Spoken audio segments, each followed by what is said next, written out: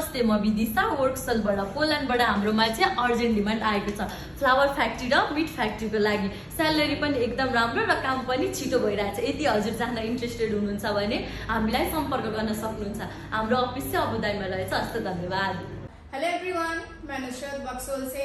मैं आज आप लोगों के लिए कनाडा और यूएसए का विजिट वीज़ा लेकर आई हूँ। जो कोई भी इंटरेस्टेड है अप्लाई कर सकते हैं, 100% वीज़ा लगेगा। और बाकी की जानकारी के लिए आप हमारे नंबर पर व्हाट्सएप या कॉल भी कर सकते हैं। Thank you, have a nice day.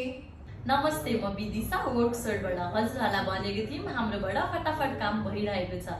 Guddu खानजीको चाहिँ हामीले सेल्समा एप्लाई गरेको 4 दिनमै उहाँको आइडेन्टिटी माल्टाबाट लिङ्क आइसकेको छ। हजुरहरूले हेर्न सक्नुहुन्छ।